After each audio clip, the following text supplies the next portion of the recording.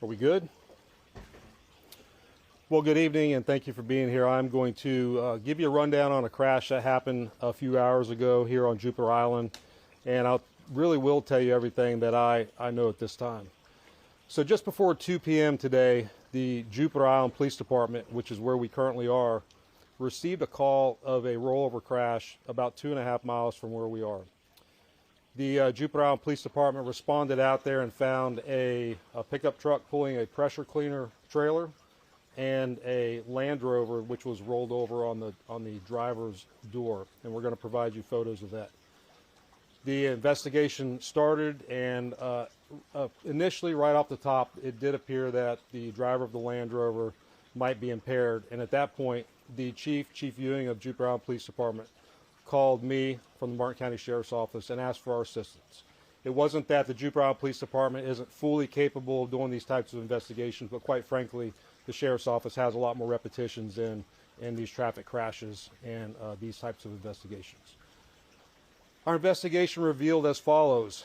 Shortly again before 2, the pressure cleaner truck pulling a trailer, a small trailer, was northbound on South Beach Road and was pulling kind of to turn into a driveway. It was slowing down, starting to turn into a driveway, and the driver of that vehicle looked in his mirror and saw a Land Rover, a dark-colored Land Rover, overtaking him at high speeds, and I don't know those speeds. The Land Rover kept overtaking him. He saw it coming, so he tried to edge off to the side of the road, but this is a small 2-lane road, and there was no shoulder for this pressure cleaner gentleman to get off the side of the road. As he was trying to move to the side of the road, the Land Rover overtook him at the last minute, swerved to avoid a collision, but clipped the back end of the trailer of the pressure cleaner apparatus, listed to the side, and then rolled on the driver's door north past the truck that had just avoided the crash with. The individual driving that Land Rover was able to crawl out the passenger door of the car and was identified to be Mr. Tiger Woods. Our DUI investigators came to the scene here, and Mr. Woods did exemplify signs of impairment. They did several tests on him. Of course, he did explain the injuries and the surgeries that he had. We did take that into account. But they did do some in-depth roadside tests, and when it was determined, he was placed under arrest and taken to the Martin County Jail. At the Martin County Jail, and even on scene, we really weren't suspicious of alcohol being involved in this case, and that proved to be true at the jail.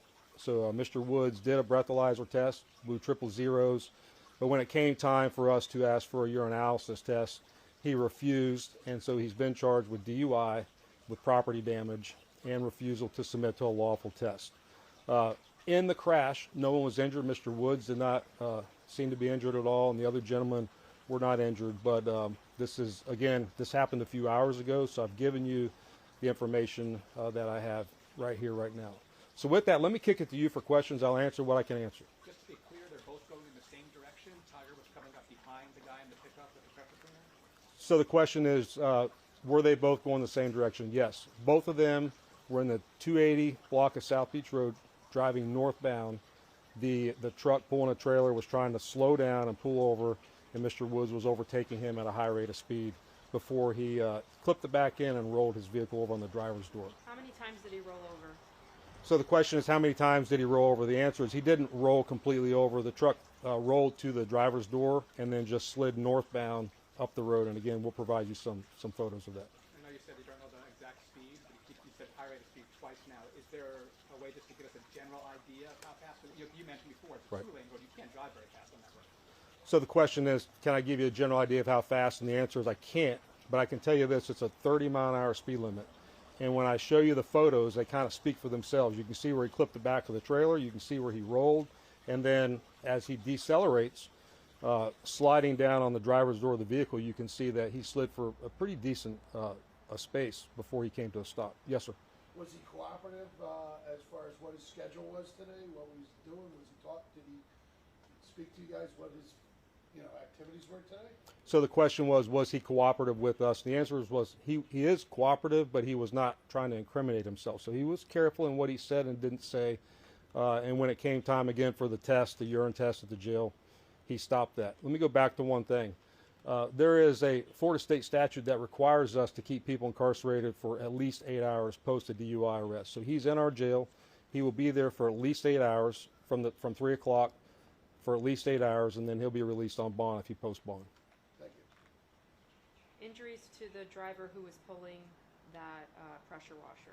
So the question is injuries to the driver pulling the pressure washer. The answer is no injuries to him. He was fine, thankfully. When you said that breathalyzer came out with zeros, it was the urine test. The question is breathalyzer was 0 and it's a urine test. The answer is yes. So on scene, we had DRE experts evaluating him, and they believed from on scene that he was not impaired on alcohol, but they believed it was some type of medication or drug. And again, at the jail, he cooperated with the urine, or I'm sorry, he cooperated with the breathalyzer, and then the urine he wanted no part of. Is there going to be any testing afterwards? What's the procedure with that to verify if he was under something? So the question, will there be any follow-up testing? The answer is no. He has a right to refuse that test. There is a Florida statute which he will be charged with for refusing to take that test, but we will never get definitive results as to what he was impaired on at the time of the crash. Is that also a felony, refusing to take the test? The question is it a felony? The answer is no. Both charges are misdemeanor charges. Is he being given preferential treatment in the jail because of who he is? The question is he getting preferential treatment in the jail because of who he is? Let me go back to the simplicity of this. We're the sheriff's office. We know we arrested a high-profile figure. I'm not trying to dramatize, but it doesn't matter who you are. If you break the law, we're going to follow the law. That's a really easy path to take. Now, as far as being in the jail, we're going to make sure he's safe. We're not going to put him in general population. He's not going to be with other inmates that could hurt him or try to capitalize on what he did. He'll pay the price, but he's not going to pay the price by getting punished in jail. Was there any drugs or medication or alcohol found in the car? The question is, was there any drugs or medication in the car? The answer is no, there was not. Was he injured? The question is, was he injured? And the answer is no, he was not injured. Again, he was lethargic on scene, but that we believe was because of what he was intoxicated on. Was anyone else in the car with him? The question is, anyone else in the car? The answer is no, he was alone in the car. And was he wearing a seatbelt? The question is, was he wearing a seatbelt? And the answer is, I don't know. I'm not sure. We know he crawled out of the passenger door prior to law enforcement arriving. We can determine that based on looking at the car. I just don't know the answer. Anyone else injured in the area because of the crash or the rollover? The question is, anyone else injured because of the rollover crash? And the answer is, thankfully, no. This is a small 2-lane road. Again, I'm going to show you the photos. Had there been somebody moving in the opposite direction, we would not be having a conversation saying there was no injuries. This could have been a lot worse.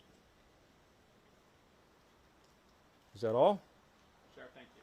Thank you all. Thank you. Thank you.